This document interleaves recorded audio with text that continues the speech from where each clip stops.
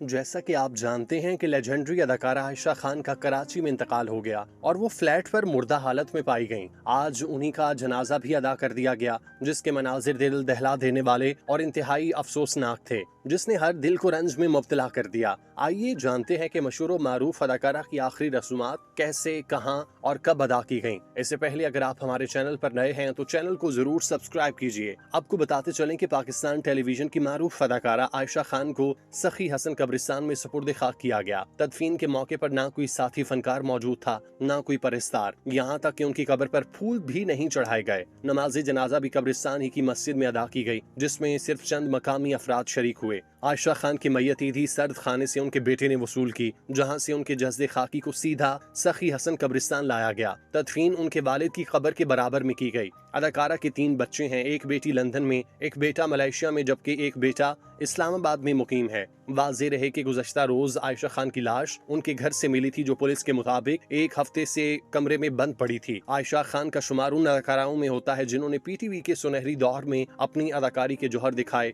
वो कई ड्रामों में मरकजी किरदार अदा कर चुकी थीं और अपनी नर्म मिजाजी, सादा तबीयत और फनी सलाहियतों के बाइस मदाहों में खासी मकबूल थीं।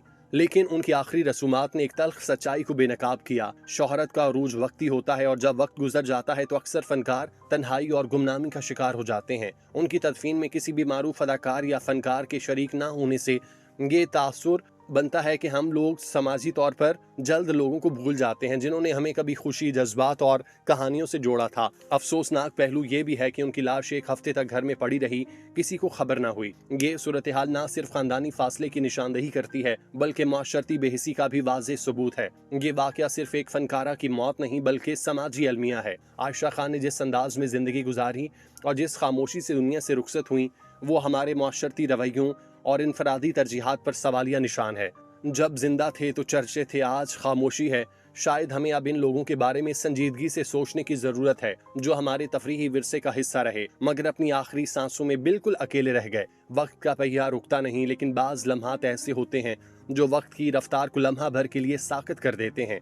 ऐसे लम्हात जब सारी दुनिया चल रही होती है मगर किसी एक वजूद की खामोशी पूरी कायनात को चुप करा देती है। कुछ ऐसा ही लम्हा उस वक्त आया जब खबर मिली पाकिस्तान की मशहूर और मारूफ अदाकारा आयशा खान दुनिया से रुखसत हो गईं। वो आयशा खान जिनके बगैर स्टेज और स्क्रीन अधूरे लगते थे, जिनकी आंखों की नमी लाखों नाजरीन के दिल छू लिया करती थी, जिनकी आवाज में ऐसा सहर था जो इंसान को जकड़ लेता था। वही आयशा जिनके इर्द गिर्द लोग जमा होते, जिनकी मुस्कुराहट तकरीब की जान होती, आज वो खामोशी से चली गईं। ना कोई हुजूम, ना हंगामा, ना कैमरे की फ्लैश, ना सोशल मीडिया की ब्रेकिंग न्यूज, ना टीवी चैनल्स की खुसूसी नशरियात, बस एक खामोश सानिया जो न जाने कितने सवालों को जन्म दे गया। 8 दिन फ्लैट में और 2 दिन मुर्दा खाने में पड़ी रहने वाली लाश भी क्या सोचती होगी। वक्त गुजर रहा था मगर ना किसी ने खबर ली, ना किसी ने जनाजे की तैयारी की। वही फनकारा जिनके एक फोन कॉल पर तकरीबात सजती थीं, अपने आखिरी सफर की तैयारी के लिए किसी को याद ना आ सकी। ना कोई टीवी चैनल पहुंचा, ना किसी साथी अदाकार की आंख नम हुई, ना किसी ने जनाजे को कंधा दिया, जैसे वो इस दुनिया में कभी थी ही नहीं, जैसे वो लाखों दिलों की धड़कन नहीं थी, जैसे वो फन के मैदान की एक तारीख नहीं बल्कि महज एक भूली बसरी कहानी थी। इस मंजर से ज्यादा दर्दनाक और क्या हो सकता है कि एक लेजेंड अदाकारा जो पूरी कौम की यादों में रची बसी थी, उसके जनाजे में गिनती के चंद लोग मौजूद थे। एक सुनसान कब्रिस्तान, चंद अजनबी चेहरे और एक ऐसी खामोश तदफीन जिसने पूरे फनकार मुआशरे को आईना दिखा दिया।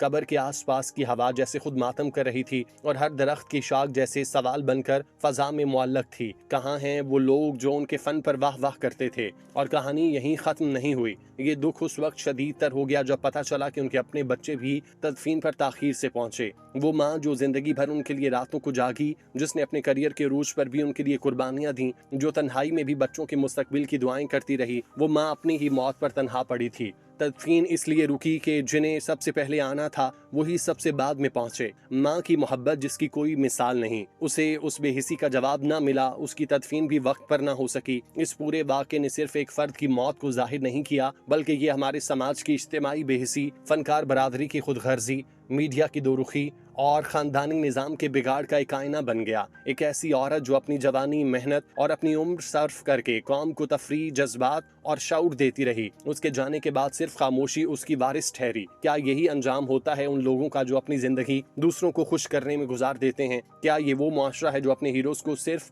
जिंदा होने तक याद रखता है? क्या शोहरत की कीमत सिर्फ ये है कि मरने के बाद कोई आंख भी नम ना हो? आयशा खान की तदफीन सिर्फ एक जनाजा नहीं, वो एक पैगाम था। ये जनाजा इस बात की गवाही दे रहा था कि हम कितने खोखले हो चुके।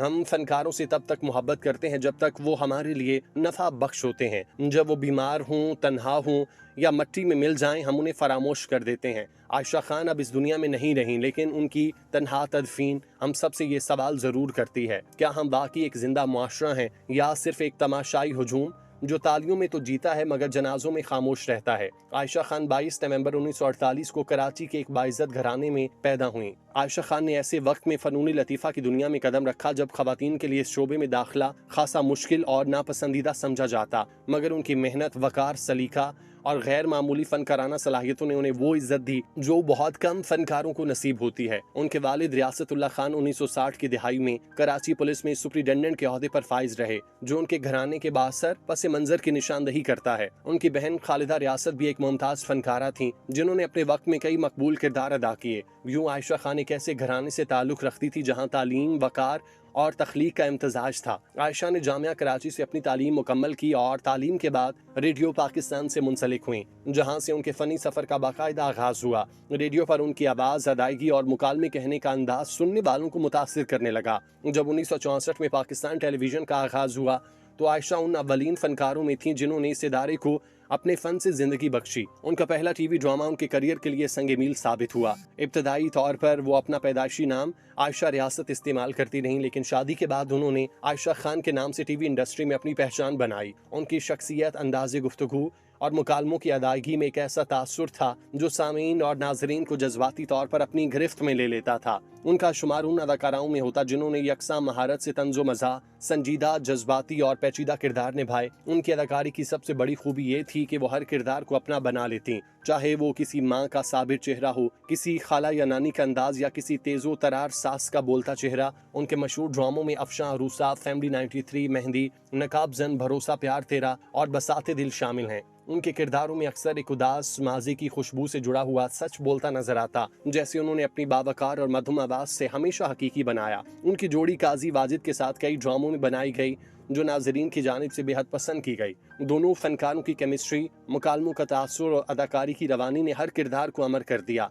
उनकी जाती जिंदगी निहायत सादा और बावकार थी। वो एक शादीशुदा जिंदगी गुजारने वाली मां थीं जिनके 2 बच्चे थे, एक बेटी और एक बेटा। उनकी बेटी आलिया बीबी 1990 की दिहाई में पाकिस्तान की फैशन इंडस्ट्री की एक मकबूल मॉडल रहीं। अफसोसनाक तौर पर 19 जून 2025 को आयशा खान कराची के इलाके गुलशन इकबाल में अपने अपार्टमेंट से मुर्दा हालत में पाई गईं। पुलिस के मुताबिक उनकी लाश गलने सड़ने के मराहिल में थी, जिससे ये अंदाजा होता है कि वो तकरीबन 1 हफ्ता कबल इंतकाल कर चुकी। इस खबर ने उनके मदाहों, साथी फनकारों और पूरी शोबिस इंडस्ट्री को अफसुर्दा कर दिया। इस तन्हाई में मौत, और वो भी बगैर किसी के इल्म के, एक ऐसे फनकार के लिए अंदोनाक हकीकत थी जिसने पूरी जिंदगी सबके दिलों में घर किए रखा। उनकी मौत की तहकीकात ताहाल जारी हैं, लेकिन उनकी फनी जिंदगी की रोशनी हमेशा कायम रहेगी। आप कई मशहूर मारूफ प्रोजेक्ट्स में अदाकारी का हुनर दिखा चुकी थीं और बाकमाल अंदाज से अदाकारी करने वाली अदाकाराओं में शुमार की जाती थीं। याद रहे कि सीनियर अदाकारा आयशा खान कराची के इलाके गुलशन इकबाल में अपने अपार्टमेंट में मुर्दा पाई गईं। पुलिस ने तस्दीक की, उनकी लाश तकरीबन 1 हफ्ता पुरानी निकली। पड़ोसियों ने बदबू से उनके रिश्तेदारों को इतला दी और दरियाफ्त किया कि वो अकेली रहती थीं।